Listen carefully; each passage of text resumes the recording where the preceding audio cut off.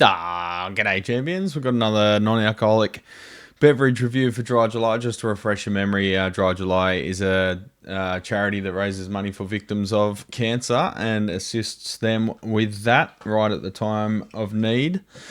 And all we've got to do to raise awareness and to raise money is go on a marathon of not drinking alcohol, which for an Aussie is actually pretty difficult because we're all raging alcoholics. So anyway, I haven't had a donation for like a good 20 days or something now. So I think it's really dried up despite my best efforts doing these videos and everything.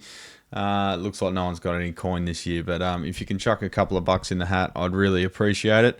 I don't know how many more of these I'm going to get to do because I'm way behind. I don't think I'm going to get to do the whole 31 of them like I did last year because I'm way too busy trying to pay the bills and whatnot. So I'll do the best I can. Today I'll do two to try and catch up a little bit. I've got a weird one. Sparkling water. Pamplemousse? Pamplemousse. I don't know. Shell saw these somewhere and just picked them up. LaCroix. I've got no idea what to expect with this one.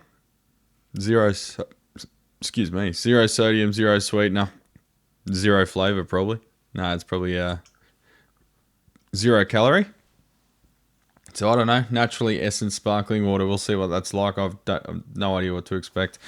The other thing which is a bit weird for Americans in particular, which a lot of my viewers are, I have never had root beer. I don't know what it is. I don't know what it tastes like, what it's based on. I've never had root beer. So Shell found me this one. I don't know in the root beer world where it sits or what it is. It's got no caffeine. Oh, 160 calories per can. It says that like it's a good thing. If you look at the sugar on it, it's got 12 grams of sugar per 100 grams. So by weight, it's 12% sugar. And in this can, it's got 44 grams of sugar. That's a gut load of sugar. But yeah, I'm not sure what it's made of. Is it like some kind of weird... Is it like called root beer because it's made from some root extract? I've got no idea. I know it's certainly made from corn syrup. So let's try that one first. Again, I've got no idea what to expect. I'm expecting it tastes something like Dr. Pepper or something. I don't know. That's my suspicion, but we'll soon find out. I don't know what color it is. I assume a brown. Yeah, brownie sort of color. So it's like a paler, more sort of amber Coke. Do I want to fill the glass? I don't know that I want to drink this whole thing with the amount of sugar in it. Oh, gee, what the fuck? Ugh. That's that smells like fucking hospital. Like that smells like hospital. It smells like Band-Aids. That smells like disinfectant floor cleaner from a fucking hospital. That smells like a hospital corridor. Oh God.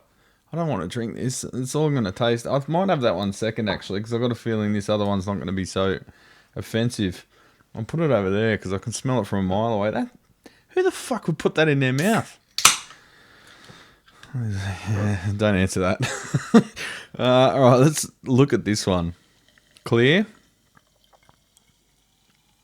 Completely clear. Highly carbonated.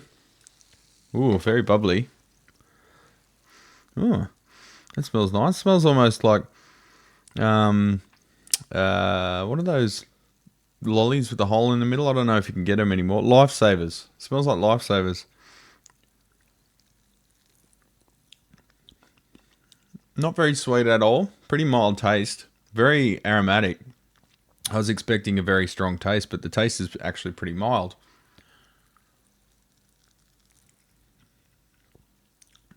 That's not bad.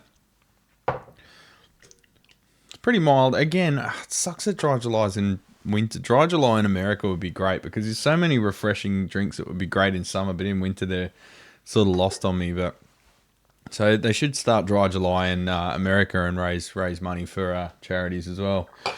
That'd be a good move. Oh, I kind of want to sit on that one now, but we're gonna have to try the floor cleaner, the hospital floor disinfectant cleaner.